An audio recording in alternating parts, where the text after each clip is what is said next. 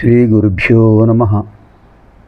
आदौ देवकीदेवी गर्भजननं गोपीगृहे वर्धनं मायापूतनजीवितापहरणं गोवर्धनोद्धारणं कंसच्छेदनकौरवादिहननं कुन्तीसुतान् पालनम् एतद्भागवतं पुराणकथितं श्रीकृष्णलीलामृतं व्यासं वसिष्ठनप्तारं शक्तेः पौत्रमकल्मषं पराशरात्मजं वन्दे शुकतातं तपोनिधिं वसुदेवसुतं देवं कंसचाणूरमर्दनं देवकी परमानन्दं कृष्णं वन्दे जगद्गुरुम्। ओं क्लीं श्रीकृष्णाय गोविन्दाय गोपीजनवल्लभाय नमः। ओं क्लीं श्रीकृष्णाय गोविन्दाय गोपीजनवल्लभाय नमः। ओं क्लीं श्रीकृष्णाय गोविन्दाय गोपीजनवल्लभाय नमः। ओं क्लीं श्रीकृष्णाय गोविन्दाय गोपीजनवल्लभाय नमः। ओं क्लीं श्रीकृष्णाय गोविन्दाय गोपीजनवल्लभाय नमः। ओं क्लीं श्रीकृष्णाय गोविन्दाय गोपीजनवल्लभाय नमः। ओं क्लीं श्रीकृष्णाय गोविन्दाय गोपीजनवल्लभाय नमः। ओं क्लीं श्रीकृष्णाय गोविन्दाय गोपीजनवल्लभाय नमः। ओं क्लीं श्रीकृष्णाय गोविन्दाय गोपीजनवल्लभाय नमः। ओं क्लीं श्रीकृष्णाय गोविन्दाय गोपीजनवल्लभाय नमः। ओं क्लीं श्रीकृष्णाय गोविन्दाय गोपीजनवल्लभाय नमः।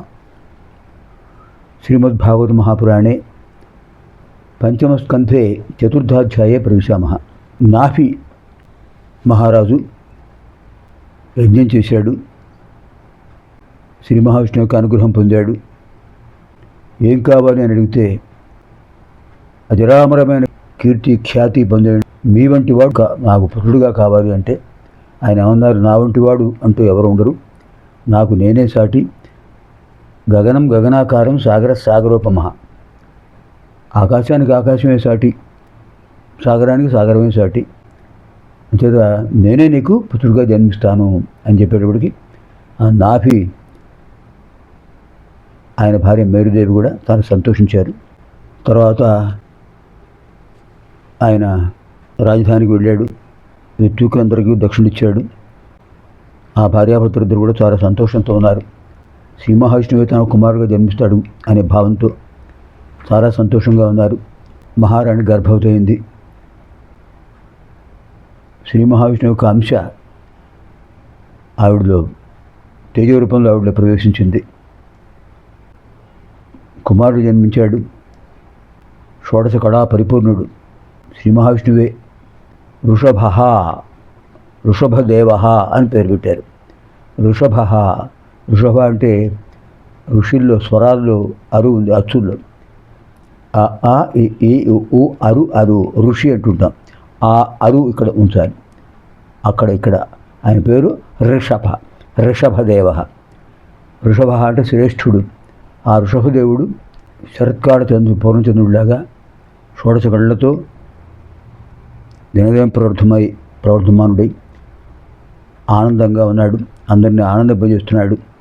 నామకార్థం ఉపనయనం చేశారు, గురుకులవాసాన్ని పంపించారు.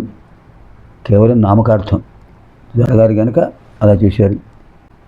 ఆయన షోడశ కళా పరిపూర్ణుడు, వేదాంగవేత్త ఋషభదేవుడు. అద్భుతమైనటువంటి ప్రజ్ఞాపాఠవాలు కలిగినవాడు. స్మృతి రతీత విషయ మతి రాగామి గోచర బుద్ధి తాత్కాలిక జ్ఞేయ ప్రజ్ఞా త్రైకాలికీ మత. జరిగిపోయిన విషయాలకు సంబంధించిన జ్ఞానాన్ని స్మృతి అంటారు. జరగబోయే విషయాలను ఊహించే శక్తిని మతి అంటారు. తత్కాల స్ఫురణను బుద్ధి అంటారు. ఈ త్రైకాలిక పరిజ్ఞానాన్ని ఎప్పుడైతే పొందుతాడో అది ప్రజ్ఞ అంటారు. ప్రకృష్టం జ్ఞానం ప్రజ్ఞానం. ప్రజ్ఞాం నవోన్మేషశాలిని ప్రతిభామితు. ఈ ప్రజ్ఞ దేశకాలమాన పాత్రానుగుణంగా ఎప్పటికప్పుడు నూతనత్వం పొందుతూ అభివృద్ధి పొందితే దాన్ని ప్రతిభ అంటారు. అలాంటి ప్రతిభావంతుడు ఋషభదేవుడు. తన కుమారుని చూసి చాలా ఆనందించారు దంపతులు.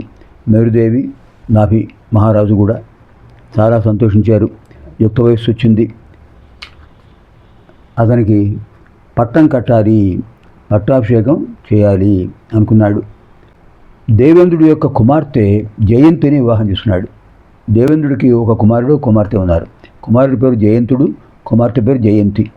ఆ జయంతిని వివాహం చేసుకున్నాడు ఋషభదేవుడు. ఈ జయంతి ఋషభదేవుడు వివాహం అయిన తర్వాత సింహాసనం మీద వాళ్ళని కూర్చోబెట్టి బాధ్యతను అప్పగించేసి నాభి మహారాజు తన భార్య మేరుదేవితో కలిసి వానప్రస్థాశ్రమానికి వెళ్ళాడు. ఆ కాలంలో సంప్రదాయం అది. తమ బాధ్యతలను పిల్లలకు అప్పచెప్పేసి భార్యాభర్తలిద్దరు కూడా వనానికి పెడతారు, ఆశ్రమాన్ని నిర్మించుకుంటారు, కందమూల ఫలాదులు వాటితో జీవితాన్ని గడుపుతారు. నిరంతర భగవన్నామస్మరణతో యోగాభ్యాసంతో వాళ్ళ శరీరం విడిచిపెడతారు. అది సంప్రదాయం. అది వానప్రస్థాశ్రమం. వానప్రస్థాశ్రమానికి ఆయన వెళ్ళారు. అద్భుతమైనటువంటి బుద్ధిమంతులైన తల్లిదండ్రులు తన జన్మకు కారకులు అయినటువంటి వాడికి నమస్కారం చేసి ఋషభదేవుడు చక్కగా పరిపాలన చేస్తున్నాడు. ఈ ఋషభదేవుడు ఆయన భార్య జయంతి కూడా చాలా చక్కని దంపతులు. భర్తకు తగ్గ భార్య, భార్యకు తగ్గ భర్త, సకల ధర్మాలు తెలిసినవాడు. అటువంటి ఋషభదేవుడు చక్కగా రాజ్యపరిపాలన చేస్తున్నాడు.